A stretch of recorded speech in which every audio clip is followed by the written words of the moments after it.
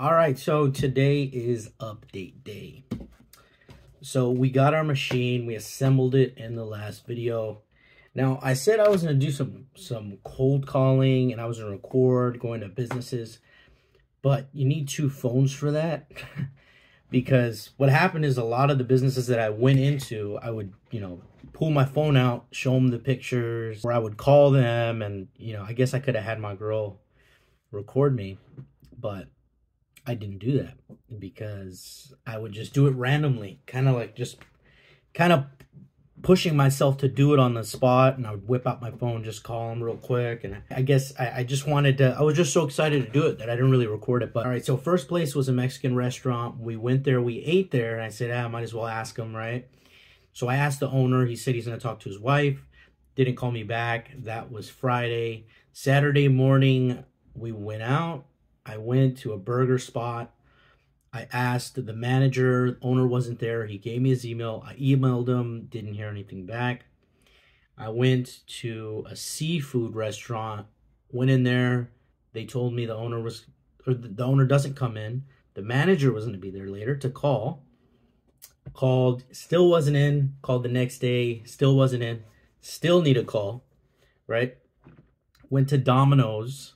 They told me corporate doesn't let them. Called Little Caesars.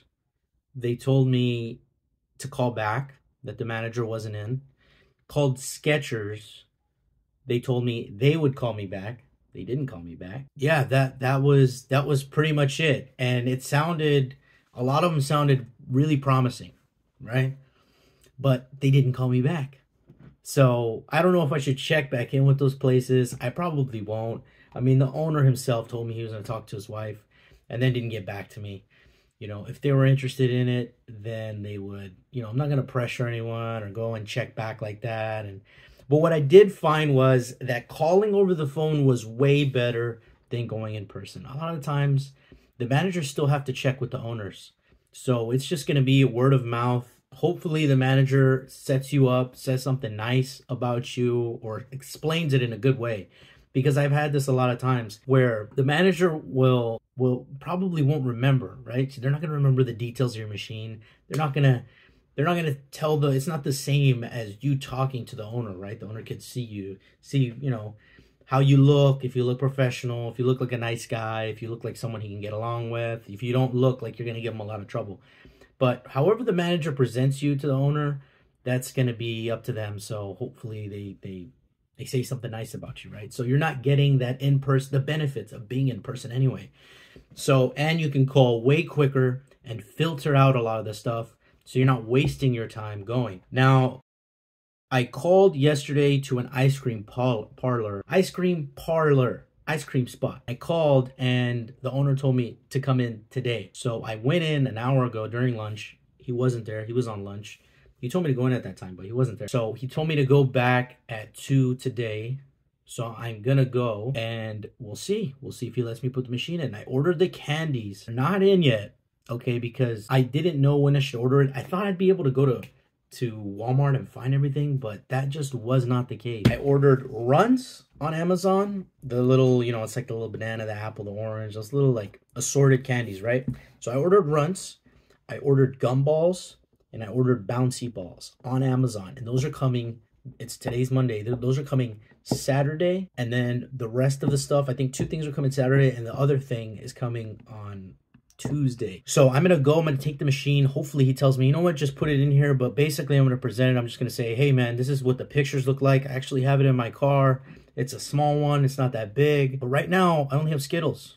Because I did get Skittles. That's all I could find at Walmart for it to make sense, right? I'm not going to go and buy a bunch of candy to fill up to just get my money back. Like, that's not worth it, right? I'm not going to invest in unprofitable candy. That's not the point of the business. So I had to order what I ordered on Amazon. And so I'm going to tell them, look, right now I have if you want to get the machine in, I only have Skittles right now in one column. It's 3. It's a triple head.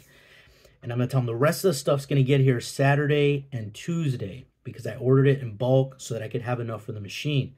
If you want, I can bring it in when I have everything. I can bring it in right now. However you want to do it. if I do drop it off right now, I'll come back Saturday, fill it up with what I have, and then on Tuesday, everything will be stocked up by next Tuesday. That's when I'm expecting everything else. So that's kind of what we can do. If you want to wait, though, we can do that. So I'm just going to tell him like that. Hopefully he tells me, you know what, just put the machine here just so we can have it, and you can just come fill it up with the rest of the stuff. He sounds like a pretty cool dude, so I'm hoping that's the route. Because the Skittles were just, I bought them to test it because I hadn't even tested it. This is my first machine ever. I'm not familiar with these things. I have no idea. I'm really starting off just brand new. So we're going to run through some quick numbers. I wrote it down. The vending machine cost me $239 with 5 cents after the shipping and taxes and all that. Okay, so let's just say 240. All right, so 240 in the vending machine itself. I broke everything down by transaction. Basically, the vending machine will vend in one item, for example, a gumball or a bouncy ball, or it'll vend by weight, which is half an ounce for, you know, the like the sorted candy, you know, the Skittles, the Runts, that's vended at half an ounce. So I broke everything down per transaction, okay? And I'm basically going to be saying what I'm making on each transaction for each candy. So the Runts, I'm only making 6 cents a transaction. So every time someone goes and puts a quarter in there, I'm profiting 6 cents. The gumballs are higher.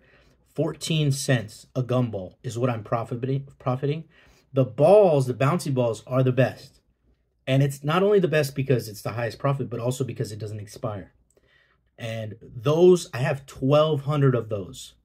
Those alone, the bouncy balls, once I sell all of them, which is a lot, I'll cover the cost of the machine. Okay? And then we have the Skittles. That's 13 cents profit per half an ounce vended. After this, hopefully once this stuff sells out, the next stuff that I get, I'll try to get at lower cost. I'll look into getting some different stuff that can increase my margins so that I can get my money back quicker and I can pay off this machine. But basically, that's where we're at. So we're going to see how it does at this location.